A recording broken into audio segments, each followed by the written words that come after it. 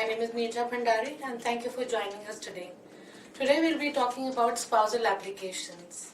Spousal applications are my favoriteest applications because they are about emotions, they're about loved ones, they're about people who have just fallen in love, got married and want to spend their life together. Some of my clients even call me the drama queen and I love it. It's the best way to use my emotional intellect and match it with the requirements that immigration needs to bring a spouse from outside Canada and overseas so that the newly married couple can spend their life together. Spousal applications are about people who get married, so it's about spouses, it's about common law partners who live in together for at least 1 year, and for same-sex marriages also where they are common law partners and live together for 1 year at least. Canada recognizes same-sex marriages too. So this is the best place to live in the world where you can express your love and live together as a happily married couple. Family reunification is one of the main goals of Canadian immigration, and a lot of people use it to come to Canada if they have a Canadian spouse. So it's best for people who are living back home. They do not have to match the study, the language, or work experience. They just have to prove their relationship to the Canadian spouse to be in Canada as a permanent resident.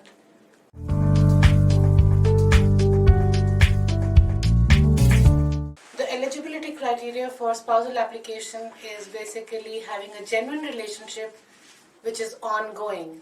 So I see it as very hard for newly married couples who are not living in Canada to show that it is ongoing and genuine, because in a long distance relationship there are a lot of emotional upheavals due to the distance.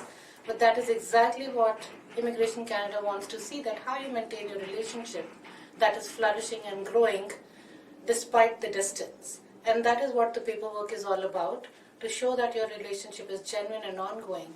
And that is why the checklist, which used to be just 2 pages, has become now 10 pages checklist. And it is asking you extensive documentation to prove your relationship. So when we are preparing an application, we like to have a long discussion with the couple even before we have started the application to understand their relationship and see what all we will have to iron out when we are preparing the application, to make sure that what is required by immigration and what the client can provide are 2 different sets of documents, and maybe how these alternative documents can be provided is the whole game in these applications. A lot of people will come to us and they will give us a story which they think will impress me or the officer. But this is the time when initially they come to us. We'll want to know their real stories and how the relationship started, how it developed, and how it continues to survive in today's time. As we started with this initially, these are one of my favorite applications because I love working on them, and detailing is what it takes in these applications. It's like living a relationship through and through. In last 11 years of my practice, I feel I've extensively attended hundreds of weddings through these applications where they give their text documents, they give their messages, they give their social media documents, they give their marriage pictures and the pictures surrounding the relationship. So it's almost like creating an album and a novel when you're creating the applications, and we work on them thoroughly to make sure that the visa officer misses nothing. When we discuss these applications, I wouldn't say we have been 100% successful.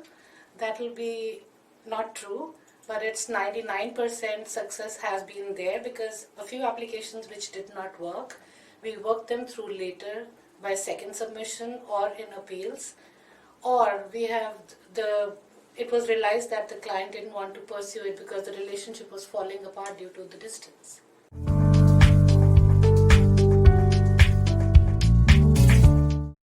So in today's time, when we see the relationships are not long lasting, they either fail due to the distance or the communication gap or the new trend of not trying to work on the relationship for too long, we see that we work a lot with second and third marriages also.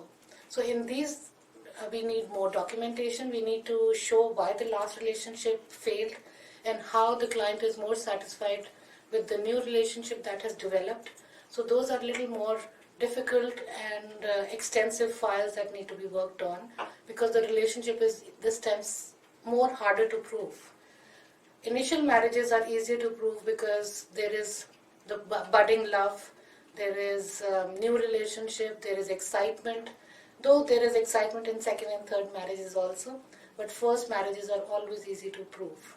Other things that we note in today's time is that social media is becoming a big thing with immigration to be taken into view.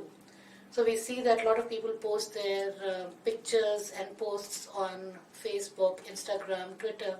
So immigration today wants to see whether you have a social recognition of your relationship or it was just got into to have immigration in Canada.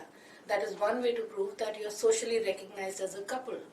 The other tip I would say is tell your story as it is, not from the visa officer's point of view or consultant's point of view. Your story is your very own. So it doesn't have to be to impress somebody. It has to be as it occurred and how it has taken place, because the visa officer can see through the genuineness of the relationship as it comes. Because every story is not picture perfect. And that's exactly how we have to show the way it works. Hopefully we can work with it, and if you have any questions, please feel free to contact us. Thank you.